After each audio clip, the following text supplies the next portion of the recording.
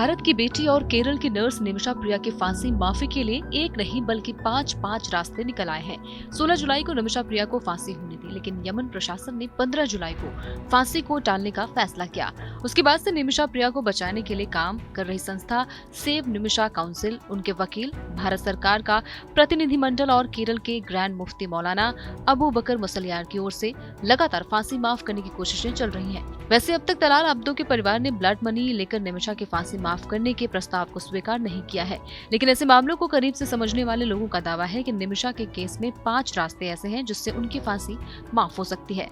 अब तक की खबर के मुताबिक केरल के पलक्कड़ की रहने वाली नर्स निमिषा प्रिया की फांसी माफ करने के लिए पीड़ित तलाल अब्दो का परिवार फिलहाल तैयार नहीं है। तो क्या निमिषा के लिए फांसी की नई तारीख का ऐलान होगा? दरअसल निमिषा की फांसी माफी सिर्फ तलाल अब्दो के परिवार के रहमो करम पर नहीं टिकी है। इस मामले में कुल 5 ऐसे तरीके हैं जो उसे फांसी से बचा सकते हैं। यमन के शरिया कानून के मुताबिक फांसी टालने का प्रमुख तरीका ब्लड मनी है। पीड़ित परिवार आर्थिक मुआवजा लेकर फांसी माफ कर सकता है। निमिषा की फांसी माफी के लिए तलाल के परिवार से बातचीत जारी है। अगर तलाल अब्दो का परिवार निमिषा की ओर से ब्लड मनी स्वीकार नहीं करता है तो उसे फांसी से बचाने का अगला उपाय क्या हो सकता है? सवाल बड़ा है। अगर तलाल अब्दो का परिवार ब्लड मनी से इनकार करते हुए फांसी की मांग करता है तो यमन के राष्ट्रपति को इस पर फैसला करने का अधिकार है। यमन के राष्ट्रपति किसी की भी फांसी को माफ कर सकते हैं। राष्ट्रपति के पास विशेष हालात में क्षमादान की संवैधानिक शक्ति है। इसके लिए मजबूत राजनीतिक, धार्मिक और मानवीय तर्क जरूरी है। भारत सरकार कूटनीतिक दबाव और मानवीय अपील पर जोर दे रही है। क्षमादान के अलावा निमिषा प्रिया के पास अभी कोर्ट में अपनी सजा के खिलाफ पुनर्विचार का भी रास्ता है। निमिषा को कोर्ट में दृढ़ता के साथ ये तर्क साबित करना होगा कि उसका पार्टनर तलाल अब्दो मानसिक, शारीरिक और आर्थिक रूप से उसका शोषण कर रहा था। निमिषा अपील अदालत में समीक्षा याचिका दायर कर सकती है। निमिषा को साबित करना होगा कि हत्या आत्मरक्षा में की गई थी। अगर निमिषा की बात साबित हो गई तो मामला पलट सकता है। निमिषा को साबित करना होगा कि उससे प्रताड़ित किया गया था। निमिषा को यकीन दिलाना होगा कि तलाल उस पर जुल्म करता था। पुनर्विचार याचिका एक ऐसा कानूनी रास्ता है जिससे यमन में हूती प्रशासन की सामान्य तौर पर इनकार नहीं कर सकता।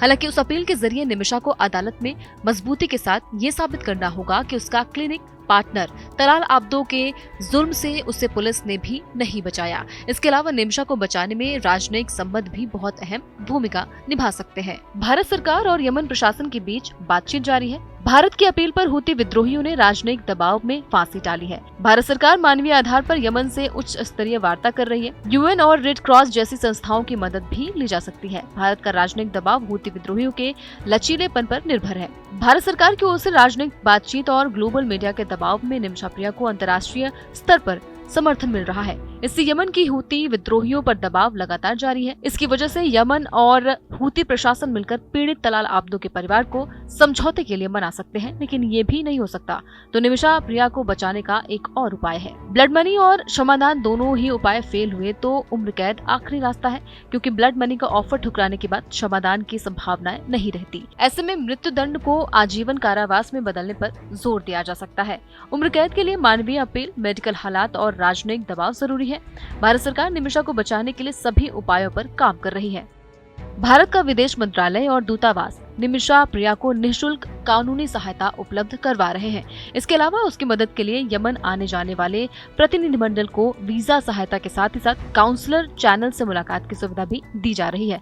भारत से कानूनी एक्सपर्ट्स और शरिया विद्वानों सहित एक टीम यमन भेजी गई है। इसके अलावा ईरान और खाड़ी देशों के जरिए कूटनीतिक दबाव भी दिया जा रहा है। हालांकि यमन में हूती विद्रोहियों के साथ भारत सरकार का सीधा संवाद नहीं होता, क्योंकि यमन सरकार से अलग हूती विद्रोही अपने कब्जे वाले क्षेत्र में अपना प्रशासन और कोर्ट चलाते हैं। निमिषा प्रिया यमन की राजधानी सना की जेल में साल 2017 से कैद है। ये जगह हूती प्रशासन के तहत आती है, इसलिए भारत ने ईरान, यमन और शिया हस्तियों से कूटनीतिक संबंधों के जरिए बातचीत जारी रखी है। केरल के पलक्कड़ की नर्स निमिषा प्रिया ने साल 2017 में अपने क्लिनिक पार्टनर तलाल अब्दो की गैर इरादतन हत्या कर दी थी। उससे अपना पासपोर्ट वापस पाने के लिए इंजेक्शन की ओवरडोज दी थी, जिससे उसकी मौत हो गई थी। यमन की स्थानीय अदालत और सर्वोच्च न्यायालय समेत राष्ट्रपति ने उसके लिए फांसी की सजा तय की थी। 16 जुलाई को निमिषा प्रिया को फांसी दी जानी थी, लेकिन तमाम कानूनी, कूटनीतिक और शिया धर्मगुरु की कोशिशों के बाद फांसी को फिलहाल टाल दिया गया है। निमिषा के मामले में संभवतः अगली सुनवाई 14 अगस्त को होगी। तब तक उसे बचाने के लिए ब्लड मनी समेत तमाम विकल्पों को लेकर बातचीत जारी है। इस वीडियो को लेकर आप क्या सोचते हैं, आपकी क्या राय कमेंट करके बता सकते हैं। इसके अलावा TV9 डिजिटल को सब्सक्राइब कर लीजिए ताकि कोई भी बड़ी अपडेट मिस ना होने पाए।